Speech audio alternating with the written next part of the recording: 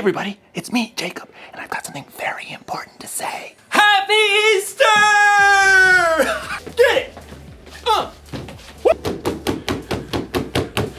Easter is one of my favorite days of the year because one, jelly beans. And most importantly, God pulled off the biggest miracle in history, and he showed the world how to make peace. Peace is proving you care more about each other than winning an argument. And on Easter, we celebrate how God made peace with us. They should call it Peaster. Or maybe not. Anyway, you're probably thinking, why would God need to make peace with me? I mean, we're not in an argument. Well, that's a long story. A really long story. To answer that, you have to go all the way back to the beginning. It's like this. People, you get it? People, beep, beep, beep, beep, beep, beep, beep, beep. People were really close to God. And then something happened, something bad. And it separated God from the people. God's friendship with us was broken, and something had to be done. But don't worry, God had a plan, and you'll find out all about God's plan in today's story, the greatest story ever told. The story of Easter! Woo! Yeah, Easter! Yeah, Easter! Jelly beans! God's plan! Okay, one more jelly bean. I gotta save these for later. One more. That one was popcorn flavored.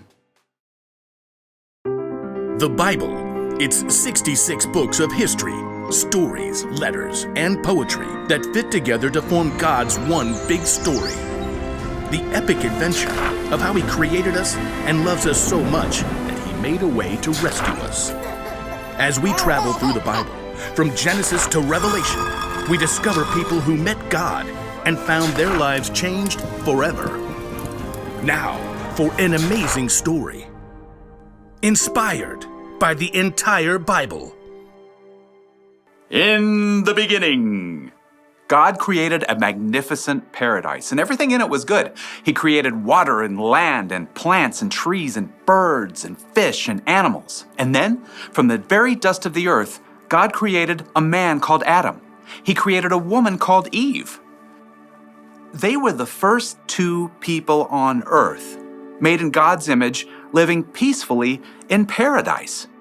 Adam and Eve were friends with God, but then they made a terrible choice. God had given Adam and Eve one rule. You must not eat the fruit from the tree of the knowledge of good and evil. If you do, you will certainly die. But the temptation was too great for Adam and Eve. They broke God's rule, and what was once a paradise became a broken world. People started telling lies.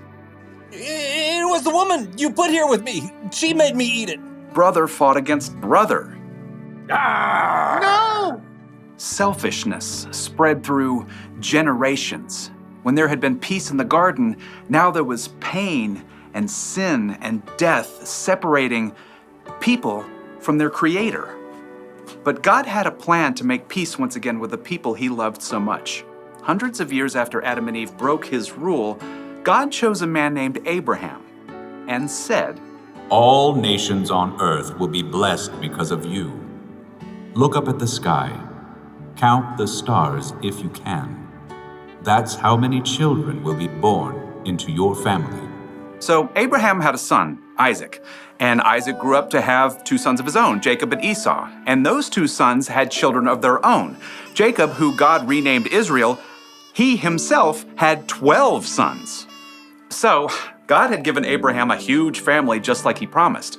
But God's people, the Israelites, were still lost and broken, separated from Him. They still did not have peace. They didn't have peace when God rescued them from slavery in Egypt, when God led them through the Red Sea to escape their enemies. Okay, great. But what are we supposed to eat out here in the desert? Sand? The nation of Israel didn't have peace when God gave them a new law. These commandments are hard. We want a king like all the other nations. They didn't even get peace when God gave them a king. The king's laws are no fair.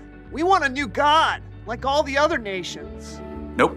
Nothing gave God's people lasting peace. They were still lost and broken and separated from God for thousands of years. But God had not forgotten the promise he made to Abraham. All nations on earth will be blessed because of you. God still had a plan to show the people just how much he cared for them. He knew this broken world would never be able to rescue itself, so God made a way. God sent his son, Jesus, to bring peace on earth once and for all. Jesus grew up and he taught people love and compassion, forgiveness and grace. He healed the sick and befriended the outcasts. He saw what was wrong and made it right. He loved the world and its people so deeply he gave his life on a cross to pay for the sins of the whole world. Father, forgive them. They don't know what they're doing. In Colossians, the Apostle Paul tells us God made peace through Christ's blood, through his death on the cross. When Jesus chose to give up his life, he paid the cost of every sin ever committed and every sin that had yet to be committed. People no longer had to be separated from God. But in the 3 dark days immediately following Jesus' death, his followers didn't understand all of that yet. They huddled in the dark, afraid that they too might be arrested or even killed. Who's there? Early on the morning of the 3rd day, Mary Magdalene arrived at the home where the disciples were staying. They have taken the Lord out of the tomb. We don't know where they have put him. The disciples stared at each other in shock. Then, Peter and John lunged for the door. They raced each other all the way back to the tomb where Jesus had been placed. The tomb really is empty. There are the linen cloths they wrapped him in. Peter and John returned home, still uncertain and confused. And Mary Magdalene, who had followed them, stayed behind in the garden. And as she wept, she noticed a man standing nearby. And at first, she thought he was the gardener.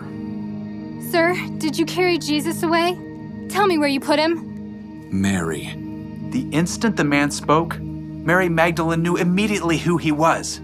It was Jesus, alive again. Teacher! Overjoyed, Mary returned to the disciples to share the incredible news. I have seen the Lord!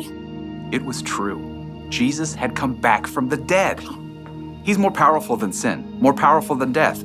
And through him, we can have peace with God and work toward peace with others, as God intended from the very beginning.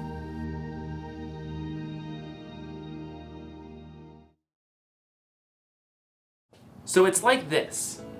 All of history, every moment of God's story led up to the life, death, and resurrection of God's Son, Jesus. Sin separated people from God. That was a problem that we couldn't fix. So God sent his Son, Jesus. And after Jesus' death, he beat sin. And after that, he beat death itself. So I guess you could say that Jesus was kind of like a bridge between people and God. That made it possible for us to reconnect with God. The Apostle Paul once wrote, God was pleased to bring all things back to himself. God made peace through Christ's blood by his death on the cross. Because of Jesus, we can be close to God again. We're at peace. Jesus is alive and he's made a bridge that will last forever. So, here's the one thing to remember today. God made peace with us. Remember that this Easter. Remember that every day. Really think about what Jesus did for you and tell God how grateful you are. And don't just keep it to yourself either. Share the peace of God with others by telling them about Jesus or by loving them like Jesus loves us. I'll see you next time.